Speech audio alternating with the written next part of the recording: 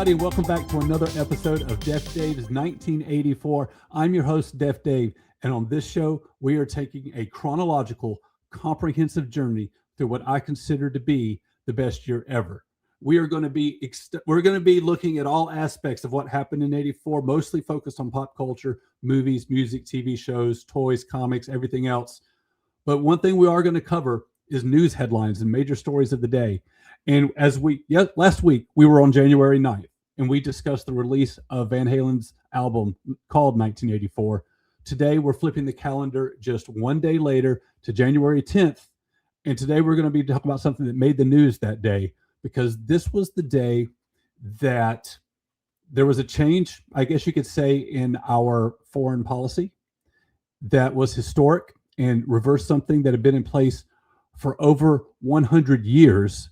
Because we're talking about the very day that the United States, for the first time, established full diplomatic relations with the Vatican. And as I found this topic, I wondered, is this going to be worth doing an episode on? Is there enough here to get an episode out of? And I started digging into a little bit, and I was amazed at what I was finding. Layer after layer, just where this story could go if you kept examining it. And when I did that, it made me think of one person that I thought would be the perfect guest to bring onto this show, because he's kind of known for these stories. It's time for Story Time with Dee. I'm bringing in Dee Graves, co-host of the Surely You Can't Be Serious podcast and professional rabbit hole spelunker. How you doing? For having me, Dave. Hey, thank you, and welcome to 1984. For finding me here during the best year ever. How did you find me? Like, you're from the future. What time travel device did you use to find me here in the best year ever? That answer to that question for me will always be the flux capacitor. I hopped in the DeLorean and came back here. I don't need any phone booth or anything like that, just or TARDIS or anything. It's always going to be a DeLorean. It's interesting to me how many of my friends have DeLoreans. Apparently we bought them all. And we all opted for the flux capacitor option, the package there. So that's good. So just kind of set the context first. Kind of tell folks what your 1984 was like. Like, how old were you, and what kind of stuff were you into? So 84, I would have been 8 years old, going on 9, turned 9 in October of that year. There's no question that I was fully immersed in all of the things that we now reminisce about. I can remember drawing the Ghostbusters sign repeatedly because I was so in love with that movie. Had the little pin button on my jacket, and music wise was being introduced to music by my older brother. And so, I had the Van Halen 1984, had Wham, had Men at Work. Those I think were my first 3 tapes that I was exposed to and enjoyed. I was coming off of, not even really coming off of, I was still fully immersed in Michael Jackson and Thriller, but that'd been going on for a while. But then of course it was ramping back up, because not only did I have the incredible Billie Jean experience from the Motown anniversary, but then I had I was very much into horror makeup, and I was very excited for the Thriller video to be coming out at the end of 1984. Awesome. Yeah, this was actually a huge year for Michael. He was very busy, and also had a lot of things happen to him, like the burn accident and everything, which we will be covering on this show. And I'm actually excited to have found my Jackson's expert. So we're going to definitely be covering everything that Michael's up to. He's actually got the #1 song in the country at this moment on January 10th, Say, Say, Say with Paul McCartney. And he's also sitting on the #1 album in the country at this time. He's still, yeah. And Say, Say, Say was not even off of the Thriller album. That was Paul McCartney's album. That was Paul McCartney's song. Flutes of Peace, pan pipes, something. Pipes of Peace. Peace. Pipes of There you Peace. go. Yeah. And before the month is over, Michael would appear on another song. Somebody's Watching Me from Rockwell. So yeah, you did the Patreon episode with Jason for that one for our podcast. I remember that. That's right. I'm on the Surely You Can't Be Serious Patreon for that one. So let's talk about this.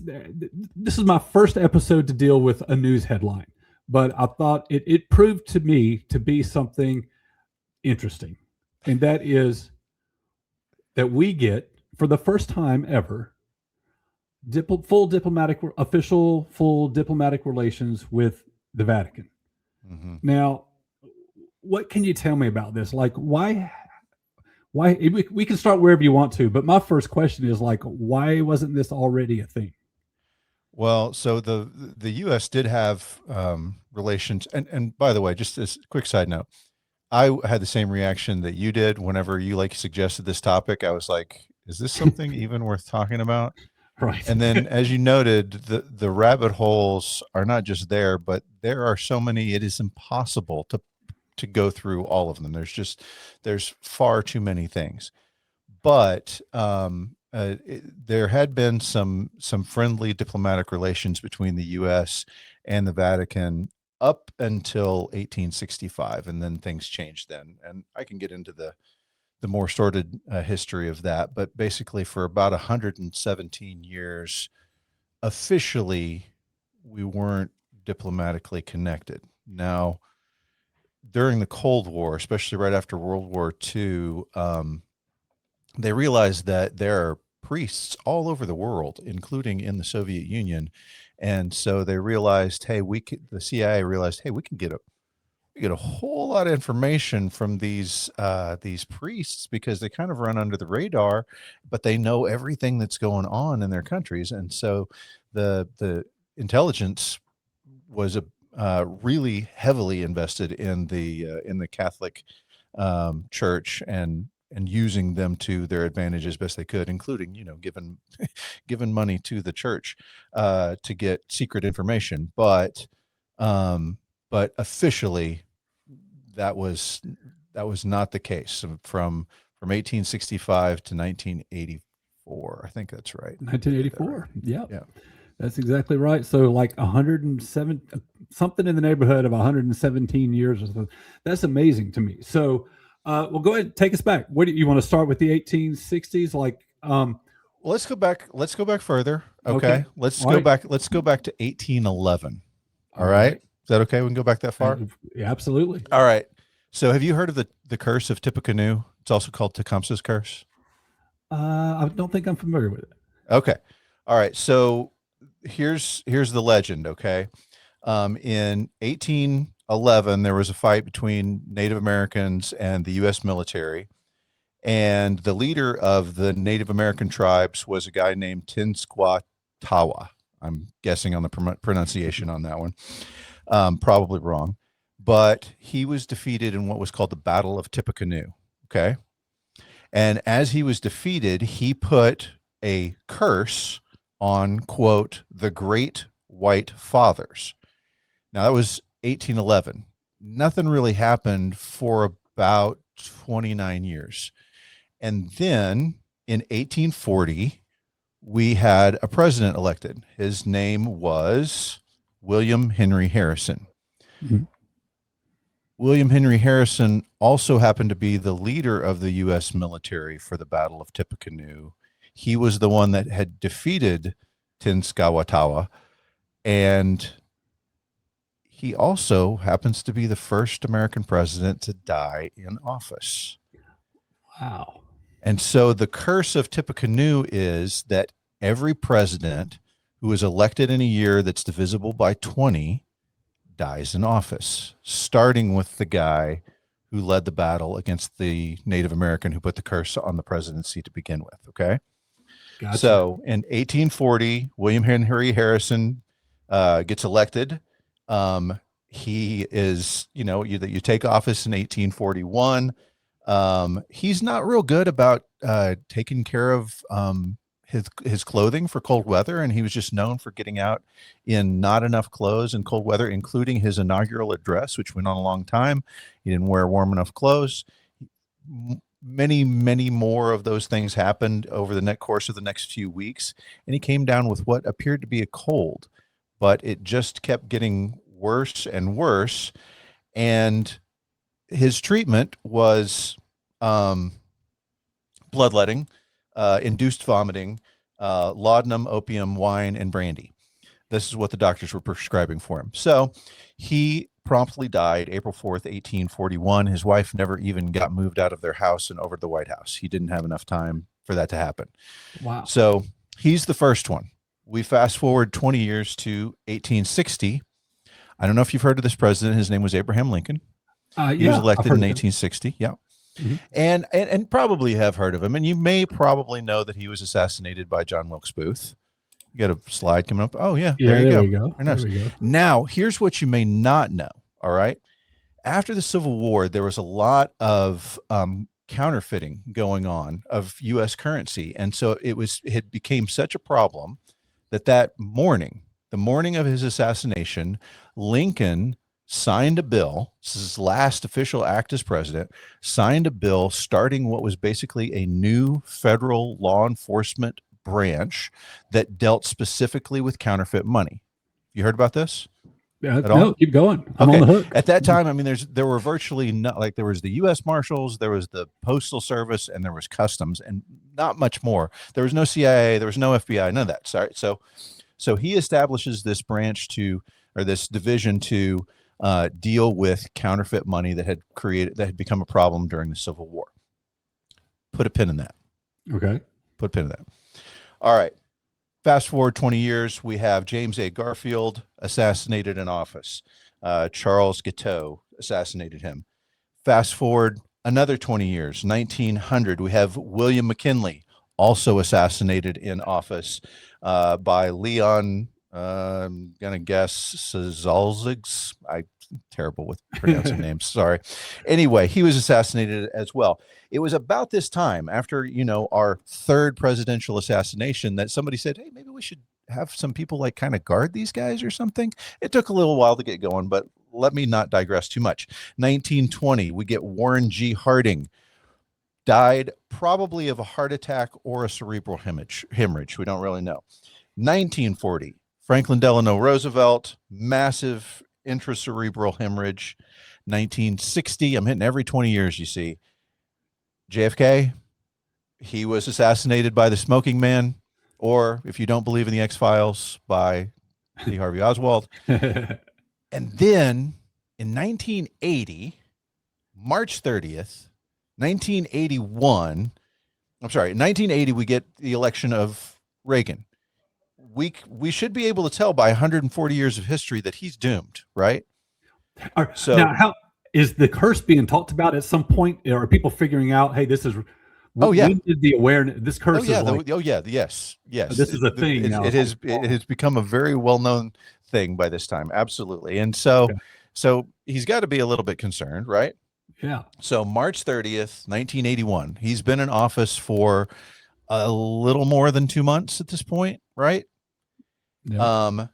There's a guy named John Hinckley Jr. who gets obsessed with Jodie Foster, or more precisely, thinks she's obsessed with him after watching the movie Taxi Driver. Now, as you probably know, Reagan didn't die in office. He was the first one to break this curse. Now, I'm sure you probably heard of the Brady Bill. That came about from his press secretary, who was the first guy shot.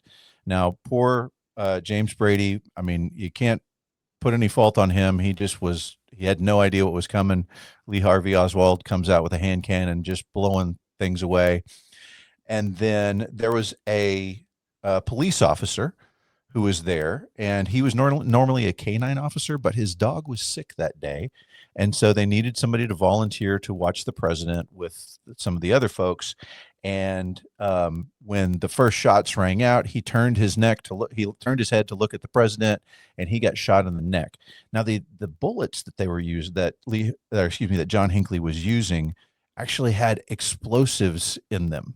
And so when the doctors found this out, they had to wear like bulletproof vests to try to remove this shot from the police officer's neck. His name was Thomas Delahanty. I'm going to do that one more time. His name was Thomas Delahanty. Okay. So he's the second guy. And then there's the third guy. This is the guy who actually went into action after the president had been pushed into the limousine. He spread himself out, stood in front of the president and took a bullet to the chest for the president. He would later be awarded the NCAA Award for Valor. NCAA, why? Because he had been a college athlete in his college days. This was a walk-on at the University of Illinois, Urbana-Champaign, got a scholarship the next year. Wow. But his name was Timothy McCarthy.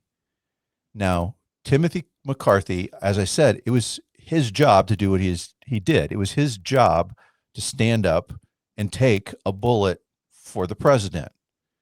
Now, what branch of service do you think he probably worked for?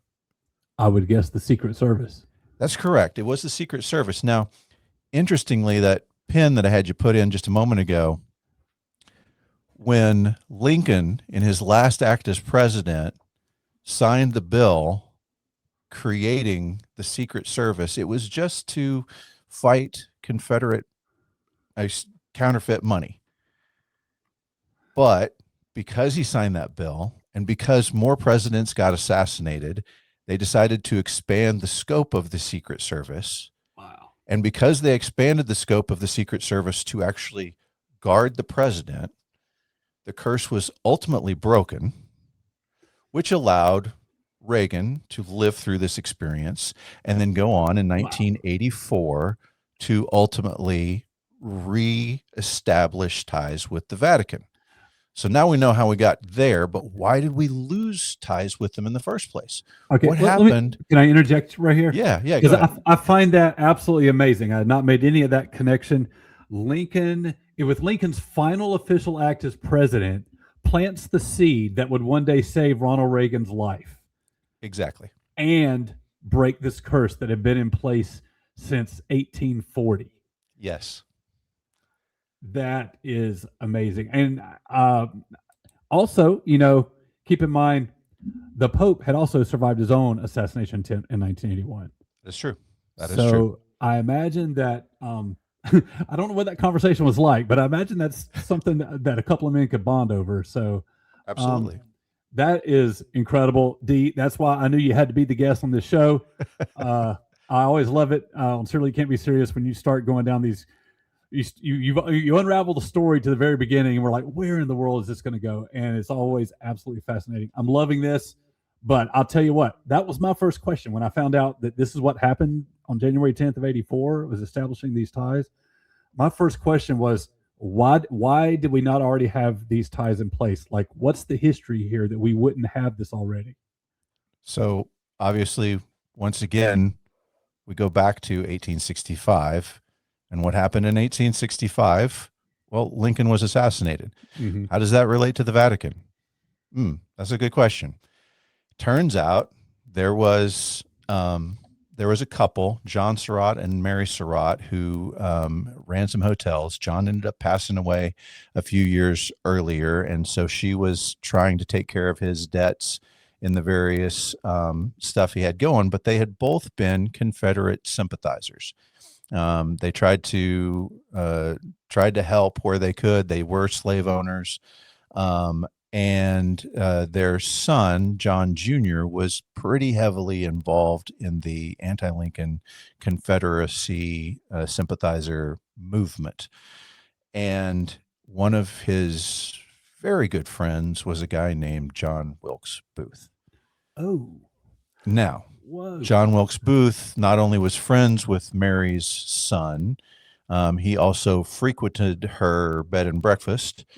And when John Wilkes Booth ultimately shot and killed the president, they began investigating very quickly, and they went to her bed and breakfast, where they found pictures of many Confederate leaders, including Jefferson Davis.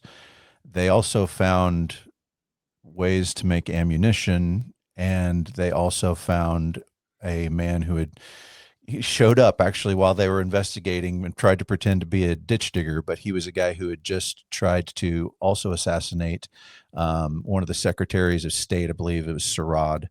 And so it became clear that she was at least heavily connected to the conspiracy. And then once they started investigating, they decided to arrest her. They tried her. And even though 5 of the 9 justices that convicted her recommended clemency, Andrew Johnson did not grant her clemency, and she became the first woman in American history to be executed by the federal government. Wow. Now, wow. How does that relate to what we were talking about with the Vatican? I'm ready. Tell me.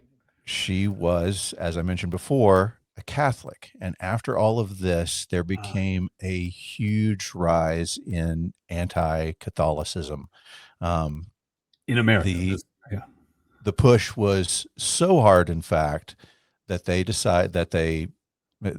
petitioned, and they were ultimately granted the withdrawal of U.S. support for the Vatican. And that's how it went away. Well, there's also this. So prior to, I'm probably getting the dates wrong. There's going to be historians that are going to nitpick me on this. But in the 19th century, like prior to 1867, 1870, the Italian peninsula was divided up in different kingdoms. And you had the Papal States, which is the map you're looking at here. This was a conglomerate of territories that were under the church. It basically was its own country. And what you had was the Italian unification effort in the 19th century, which was looking to basically make it one big country. And the church didn't really want to give up their stuff, they give up their land and their power.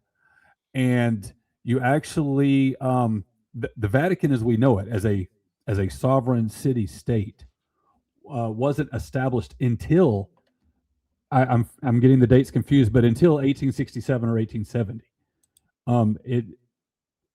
And at that point, they had lost that battle for unification to the point where they basically were reduced to just what we know today as that area that they control as the Vatican. And so there was support for the unification effort in America. So everybody for the unification was kind of not for the church having any kind of like political power like that and having any kind of statehood. Yeah. And so they're reduced to just this city state. So really, the Vatican, as we know it, didn't even exist until this time. But like nobody, there was no support, public support or political support to act like they were the good guys.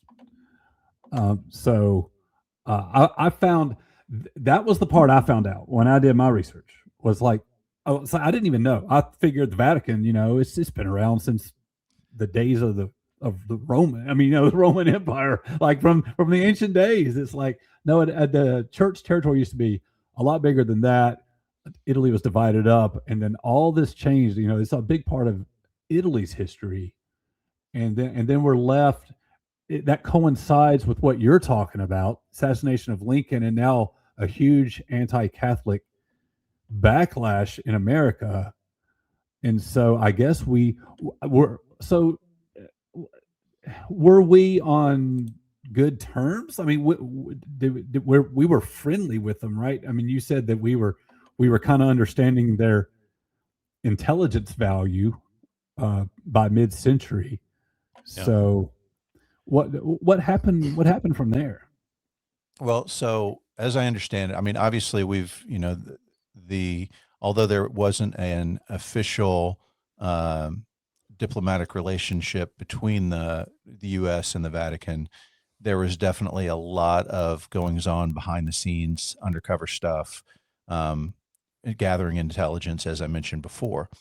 I think one of the big factors that kind of swayed things was the new Pope, John Paul, was also very anti-communist. And obviously, we're at kind of what some people would call the re-peak of the Cold War. We had it big in the mid 1900s, but then in the 80s, in the 70s it had kind of cooled, but Reagan kind of amped all of that back up again.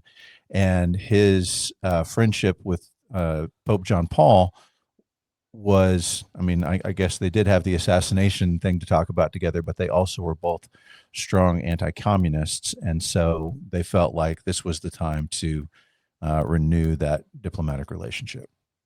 Do you know how that came about? How were they able to accomplish? I mean, I guess it was an act of Congress, I suppose. So it took an act of Congress to make that happen.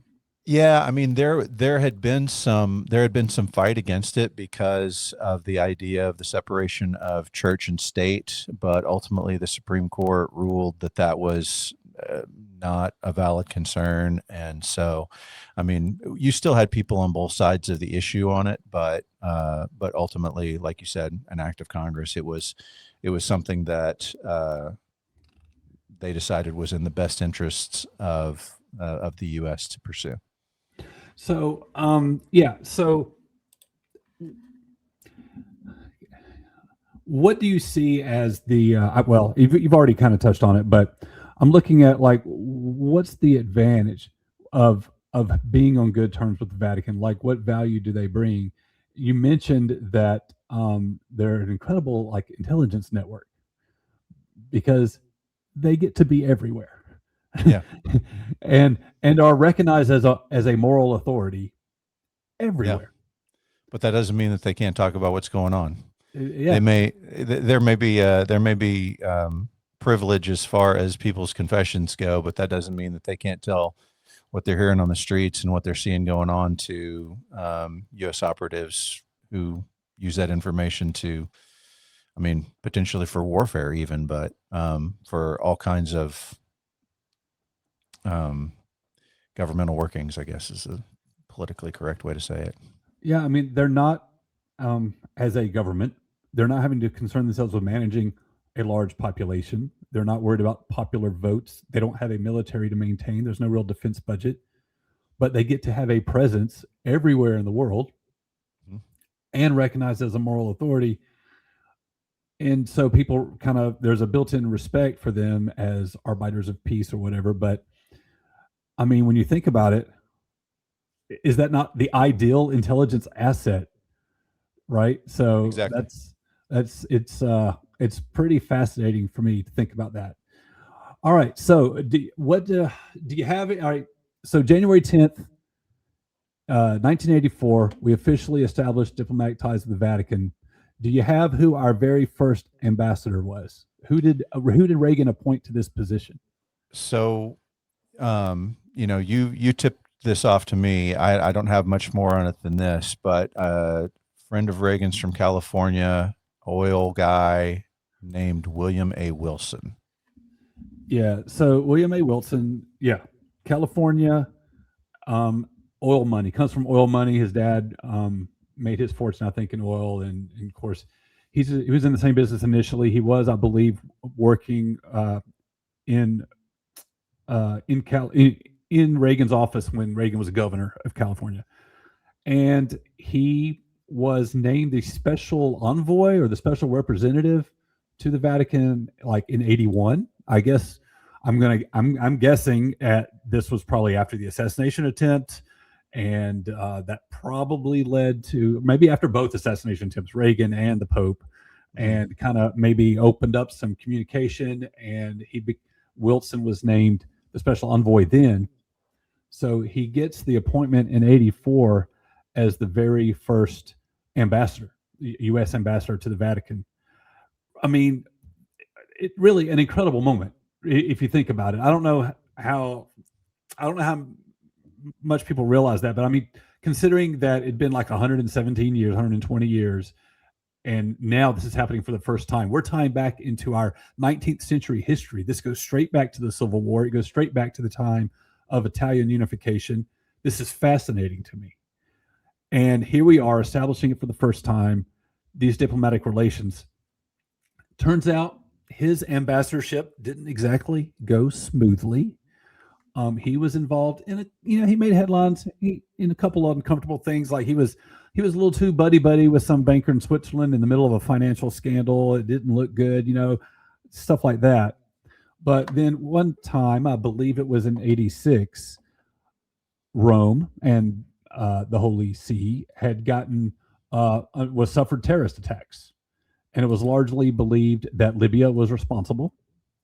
And you had the official position from the United States government, I think it was the Secretary of State, saying that the world community needs to isolate Gaddafi, needs to not have anything to do with Libya. And in the middle of all this, for whatever reason, Wilson takes it upon himself to have a secret, completely unauthorized trip to Libya to visit with Gaddafi. And turns out, his bosses didn't really like that a whole lot. So very embarrassing. And so he somehow came to the conclusion after that he would like to retire and return to the private sector. So kind of ended in scandal. So there you go. There you go. The establishment of diplomatic ties to the Vatican ties everything from, I was going to take it back to the Lincoln assassination. You took it all the way back to 1820 in the 1811 Battle of Tippecanoe. With and is it the Battle of Tippecanoe? Is that what? All the way to secret trips to meet with Gaddafi in 1986. You're throwing in the origin of the Secret Service. You've got the first woman executed in the United States. This is wild. Crazy. That's wild. And there's so much more there. There's so much more. Dee, I'm so glad I invited you on here. You absolutely did not disappoint. What an incredible story time with Dee Graves. Yeah, like I said, I started digging into this a little bit. And as soon as I saw Lincoln assassination and Gaddafi in the same paragraph, I was like, we're going to have to find a way to talk about this. So, that incorporates like the vast majority of our history as a country. Yeah. This one moment in time. Yeah. I mean, we went through, we're talking about well before the Civil War, both world wars, the Cold War that developed after that. Kennedy. Yeah.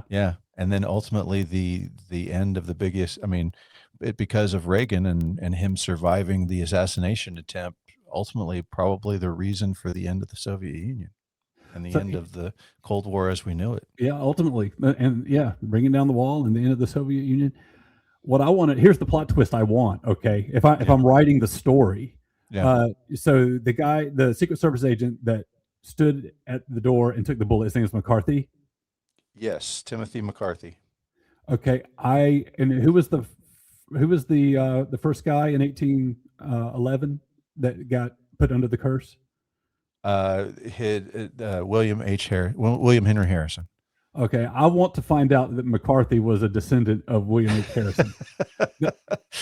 Yes. If I'm writing the script, that's what I'm going to say right there. So side note on, you asked me for a nugget earlier and I couldn't think of one, but Timothy McCarthy, obviously, he gets shot in the chest protecting the president.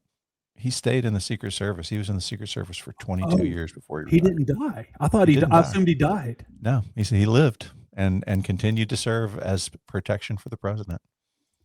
Wow. See, and that's what broke the curse, because somebody should have died that day and they didn't. I guess Brady did eventually, but on that day, the Grim Reaper missed. So broke the curse. Wow, man, this was even cooler than I thought it was going to be. Man, Dee, thank you so much, man. Tell folks about Surely You Can't Be Serious. Well, let me say this first about Surely You Can't Be Serious. It's my favorite podcast on the entire internet. You and Jason do such a great job. I fell in love with your show years ago. I never miss an episode. It's just loads of fun. But please tell folks what it's all about. So Jason, who's sneaking around the corner here because I'm up and hey, Jason. This goofball and I, we pick a couple of big hitters from the 80s, 90s, usually maybe 70s, maybe 21st century. But we pick a couple of big movies or a couple of big albums to compare. And it kind of started off with him saying stupid crap like, that Bad was better than Thriller, or that Van Hagar was better than Van Halen. And me going, we gotta have a podcast where I just make you look foolish for these things that you say. But what it actually turned out to be was a rabbit hole adventure where we would just go and we found out all the interesting stories we could about these movies and these albums, and we just tell these stories, and then ultimately at the end of it we decide and talk about who our favorites are, but we save that till the end instead of just making it a big argument. Awesome. Dee, thank you so much. I appreciate it. I look forward to your show every week, and I hope to have you back here very soon. Now listen, you can get back in your DeLorean if you want to. If you really prefer, for some reason, to go back to 2026, I mean, go ahead. But you're welcome to stay here with me in the best year ever. I hope to see you and everybody else next week on DefDave's 1984, where I will have Van Ellen Plexico returning to the show. And this time we're turning our attention to the world of heavy metal and a certain album from Judas Priest. So I hope that you'll join me then. Don't go anywhere. Leave your DeLorean right here with me in 1984, and I'll see you next time.